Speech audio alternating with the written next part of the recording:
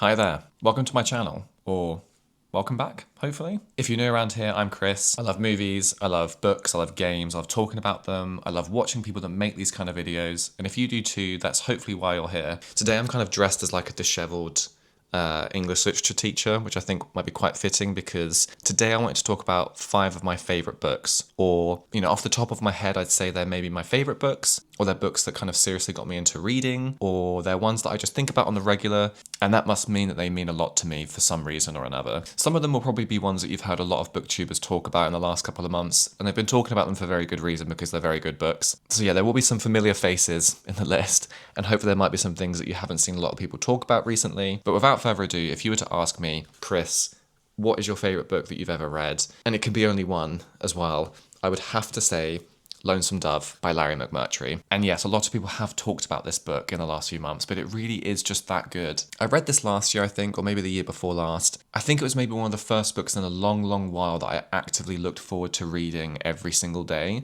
Sometimes you read a book, especially one that's a little bit chunky, where you're like, oh, I've got to read this book because I've got to finish it. I don't really want to read it. But this was a book that I looked forward to reading every single time I came to it. For those of you who don't know, Lonesome Dove is about 2 characters, Captain Cool and Augustus McCrae, who lead a cattle drive from the small town of Lonesome Dove in Texas all the way up to Montana in sort of Northern America. And one thing I don't hear many people say is that it's kind of a lot like Game of Thrones in its structure, in that there's several characters stretched across the American landscape, all going about their own little missions and side quests. They've all got different backstories and different sort of allegiances to different people. Paths cross, characters just miss each other by a day or two, depending on where they are on the map, before everyone kind of joins up together at the end, and it kind of ends in this really good, long ending where, characters that have been spread apart finally come together. And truly, there just isn't a single character, story, or section of this book where you think, oh, not this guy again. Like, I'd rather get back to this other guy because this character sucks. Like, they're all good. And I'm pretty sure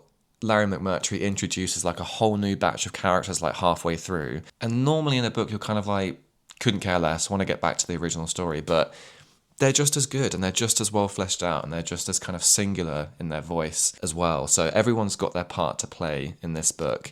Not a single second of the book is wasted. And it's truly a journey. Like, it's quite thick. It's quite a sort of chunky book.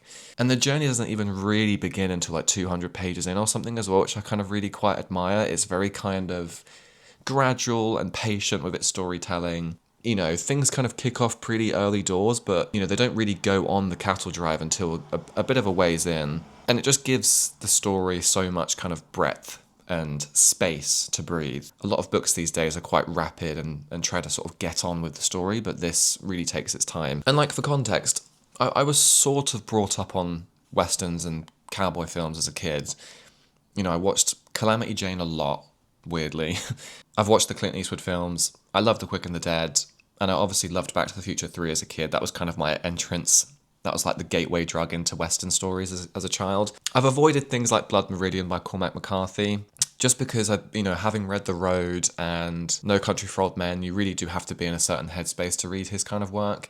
But like, my impression of what a book about cowboys would be was very much coloured by, these typical Western cowboy structures of like good versus evil, cowboys and Native Americans, dusty towns, Sergio Leone camera work, Ennio Morricone scores, that kind of thing, the kind of like romanticized version of the West, of like bank robbers and, train robberies and stuff like that. But Lonesome Dove kind of plays into and subverts a lot of those expectations. It's about 2 legendary Texas Rangers kind of at the end of their game and past their prime, who pretty much have nothing to their name except this small cattle ranch that has like nothing on it. And they're in search of one last adventure because they kind of have this legendary status about them. They've sort of played a big part in the kind of American history of the West. But all those thematics aside, it's just an incredibly riveting, well-written and absorbing story, which is very, very character-driven as well. You feel so at home with these characters, like, truly, and you get so swept along in their adventure. It's quite meandering in a very comforting way. It really is just a sort of point A to point B kind of story with lots of little, like, offshoots and side quests.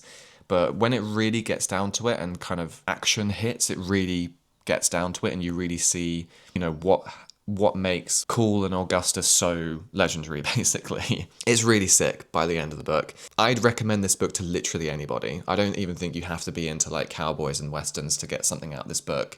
I wouldn't even really be put off by the length either, because you'll just absolutely fly through it because it's so readable. And it's really one of those books that when you know someone who's reading it, or you're sharing that experience with someone, you'll just want to talk to each other about it for hours on end. And I think that's some of the best ways to experience a book, really, where you get to experience it with someone and you get to talk about all the different plot lines and all the different characters and the decisions people have made and things that are good and things that are bad, and it's just the good stuff. So yeah, lots of people have talked about this book, and a lot of people probably talk about it in ways that I haven't really touched upon, but it's worth your time. Huge fan. Another book that I want to talk about, which I sadly don't own anymore, I think I actually lent this book to someone and then never got it back, which is probably the most heartbreaking thing that can happen to a book owner or a book collector, is The Wind-Up Bird Chronicle by Haruki Murakami. Now, I read this book maybe 9 years ago now, I want to say, and in that time the public perception of Murakami has changed quite drastically, I think, and my actual taste and opinion of his work have changed too. You know, I went for a period of reading a lot of his books back to back, and admittedly, after a while, you do get quite tired of seeing the same tropes and the same kind of writing style over and over again. Some of which hasn't really aged very well, some of which is a little bit kind of in poor taste. But Wind-Up Bird Chronicle was my first Murakami novel, and I read it at a time where I just finished a literature degree where I had to read extremely dry stuff every week. Like, it got to a point where we had to read a book a week, and we were reading German modernist, expressionist literature. We were reading a lot of like, I want to say we were reading like Madame Bovary. We were reading a lot of classic literature that at the time when I was like 21, I kind of wasn't really into, but I think if I was to read now, I might get a bit more appreciation out of, but at the time it was just quite tough to do that and party 3 days a week and, you know, have a part-time job and stuff like that. It was quite challenging. But Wind-Up Bird Chronicle was maybe the first book I got a chance to read for myself in years, like maybe like 3 or 4 years. And I used to read it on the commute from London before I moved to London and got a permanent job, which was quite a challenging and turbulent time for me at the time. I was waking up at like 5 in the morning to get the train to London. I was with all these kind of like middle-aged commuters. I was then getting the train home from London at like 6 in the evening, getting home like at 8, bed by 9, back at it again the next day for like a 2-month stretch. So, you know, reading this book was a big part of trying to like regain that time back for myself in that commute, and it kind of made me relearn like how you should treat a commute to work and stuff like that, or even just like learn straight up, because it was my first job out of uni. But for those who don't know, Wind-Up Bird Chronicle is set in a Tokyo suburb about a young man named Toru Okuda who searches for his wife's missing cat and soon finds himself looking for his wife as well in a netherworld that lies beneath the placid surface of Tokyo. As these searches intersect, Okada encounters a bizarre group of allies and antagonists: a psychic prostitute, a malevolent yet mediagenic politician, a cheerfully morbid 16-year-old girl, and an aging war veteran who has been permanently changed by the hideous things he witnessed during Japan's forgotten campaign in Manchuria. And I was so captivated by how dreamy and liminal this book was, and it felt like it had the flavour of something Lynchian, which I was kind of a huge fan of when I was at uni, whilst being completely its own thing as well. You know, again, it was just another book I just couldn't wait to read on the train back home, and I really kind of devoured it quite quickly. I loved how simply or like minimally it was written from memory. I loved how weird and strange it was. And I loved how whenever I tried to recount the plot to someone, it felt like I was trying to recount a weird dream to someone as well, which is partly why I kind of love David Lynch's work as well. And it was also just a relatively large book for me to read at the time. So, you know, quite ambitious to go from reading all this really dry stuff that didn't really mean anything to you to suddenly reading like a 600-page book or however long it is. And it definitely set me on a path of devouring all of his other books and all of his other works afterwards before getting completely exhausted by him. But there's just a lot to be said about finding an author that just clicks with you, and you just want to be in that author's headspace more, and you want to be in his worlds more. And reading every single one of his books was kind of like throwing a dice of like, what weird thing is going to be in this book now? What kind of weird sexy dream is going to happen in this one? What kind of creature or evil power is going to be lurking beneath the surface of this book? And I think if I was to recommend any Murakami book to anybody, it would be read The Wind-Up Bird Chronicle, and then maybe just stop at The Wind-Up Bird Chronicle. That'd be perfectly okay if you stop there. And on that note, and talking about authors that you just want to sort of read all their works of, I want to give a shout out to John Steinbeck's Travels with Charlie. There's not really a ton to be said about this book because it is quite straightforward, but I'd confidently say John Steinbeck is my favourite author at this point in time. Like, how your email finds me today is that I'm a big fan of John Steinbeck. You know, the big ones are obviously things like Of Mice and Men, East of Eden, Grapes of Wrath. And I think those are actually really responsible for me being into his work and being into reading as much as I am today. But Travels with Charlie was such a right book at the right time for me. It basically follows John Steinbeck as he rents a van and drives around America with his dog, Charlie, in 1960. You know, throughout his career, he wrote about America, he wrote about World War II, and he wrote about California at a certain point in time. I think he had moved to New York in the sort of latter stages of his career, and he kind of travelled Europe for a really, really long time. And he kind of felt that he had lost touch with what America was about and the America that he had written so much about. And so this journey, was like part of him rediscovering America and rediscovering its people and its politics and its views on life with his dog, and just taking in the sort of like beautiful scenery of America. And all those things aside, it's just a really lovely book that makes you want to write yourself, or if anything, it makes you just want to sack it all off, hire a van, and just drive around a country and write about it. So like, I think when I read it, there was a real element of like escapism at the time that I was looking for, that this book provided. You know, I love a good nonfiction book. I kind of went through a really big phase of reading lots of nonfiction back to back, and you really feel like you get to know John Steinbeck a little bit more with these books by him. I'm currently reading The Log of the Sea of Cortez by him as well. And the guy writes with just such a enthusiastic lyricism about the simplest things. Like, he's writing about like what he's packed on this ship to sail around the Sea of Cortez, and even that alone is just so riveting and lovely to read. And the way that he writes about his crew members is really lovely as well. But it's all kind of crystal clear in what he's saying and what he's describing it to. It's not overdone. It doesn't ever feel too challenging, but it's so gripping and poignant. And turns out John Steinbeck is just extremely talented. He's an extremely talented author. And like, when you read books like Travels with Charlie and The Log of the Sea of Cortez, you just want to be there with him, you know? You kind of want to travel back in time to like the 40s and the 60s in America, and you just want to be on these little adventures wearing lovely workwear and, you know, stripy tops and things like that he was kind of known for wearing. You know, there's a lot to be said about what makes John Steinbeck so great, and, you know, he's kind of responsible for writing these great American novels that I think everybody on TikTok and YouTube is going to tell you is worth your time, and they totally are. But, you know, once you're done with things like East of Eden and Of Mice and Men, definitely give his little side quest non-fiction books a go, because they're so worth your time and they're so enjoyable. And again, you will just look forward to reading these. And I think that's a big thing to be said about books that, you know, can really get you into reading and can truly captivate you, is that you just want to sit down and read it, because for reasons we'll get into later, there's just so many distractions out there that sometimes you need a good book to really invite you back in time after time. And on the topic of non-fiction, I really owe a lot of my reading habits and interests to something like The Anthropocene Reviewed by John Green. I'm of the internet generation. Like, I grew up with things like YouTube and Tumblr and Twitter, and I was there when they kind of really blew up. And so as a result, I've been a fan of the Vlogbrothers, Hank and John Green, for a very, very long time. But I never read any of John Green's books, simply because they just weren't for me. Like, they were young adult books for a very specific demographic, and that demographic was not me, and it doesn't really interest me at all. But as I got into their podcast, Dear Hank and John, I also got into John's podcast, The Anthropocene Reviewed. And by the time he released like the book version of that podcast, I just had to read it. And for those who don't know, it's just a collection of little essays about human-made things. And I just devoured it, really. And it really inspired me to do some writing of my own.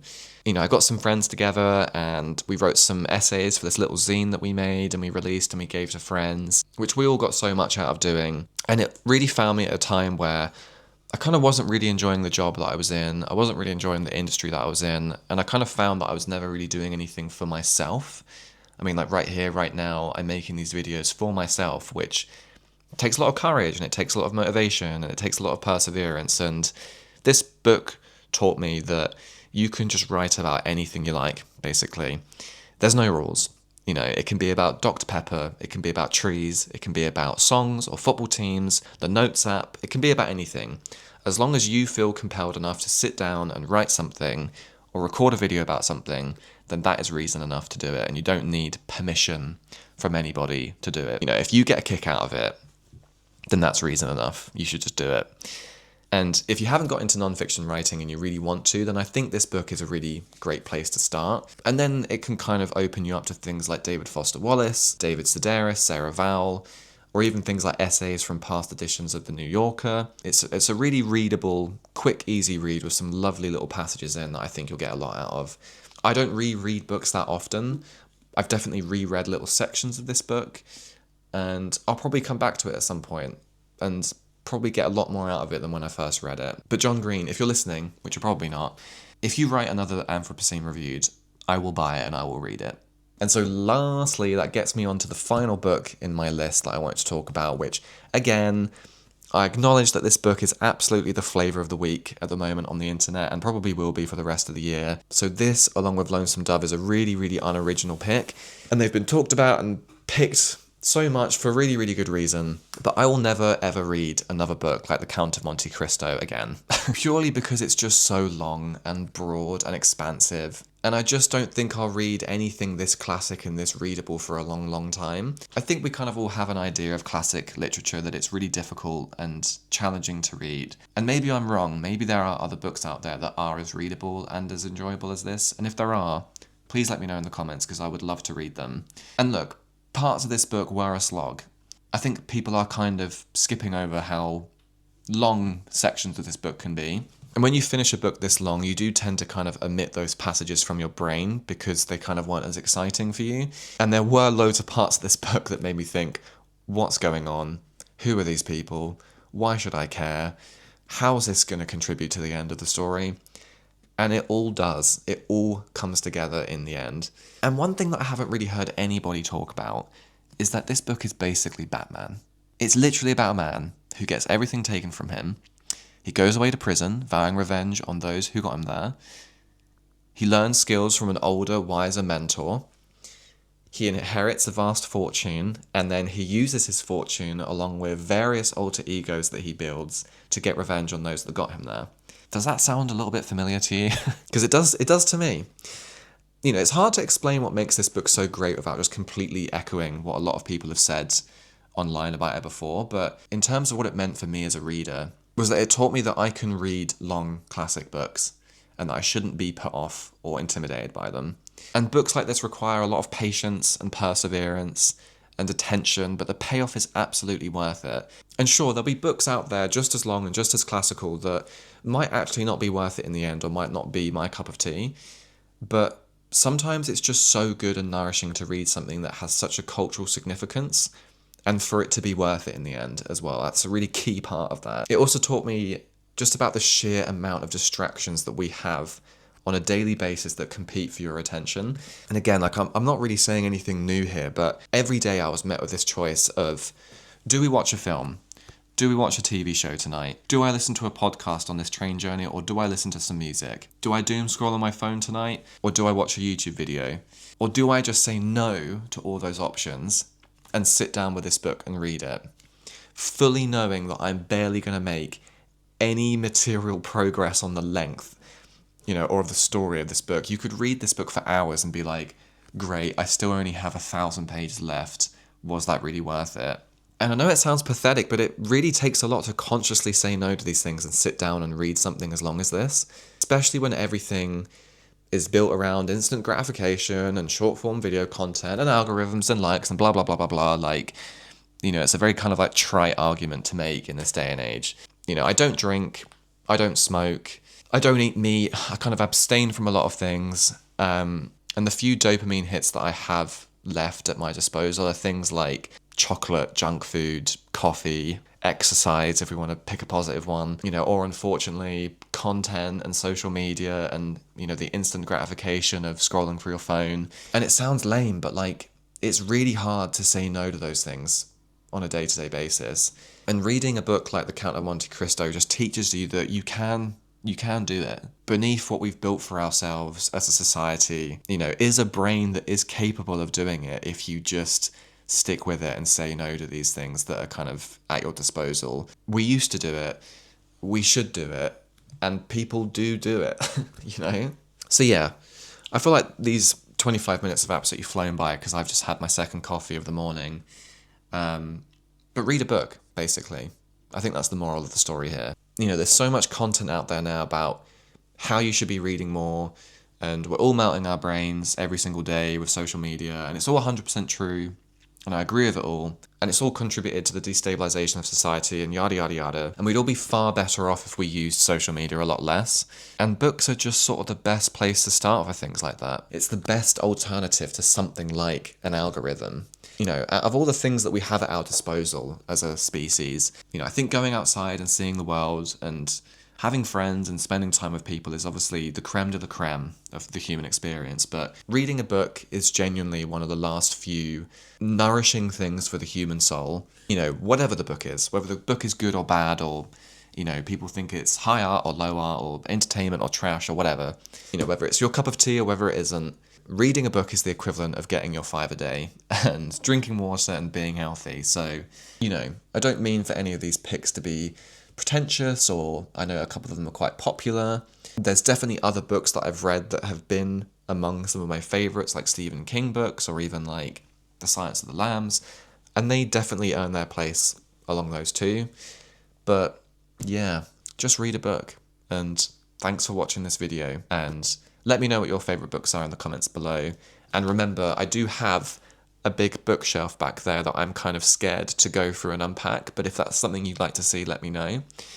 And yeah, I'll see you on the next one. Bye. Bye, bye, bye, bye, bye, bye.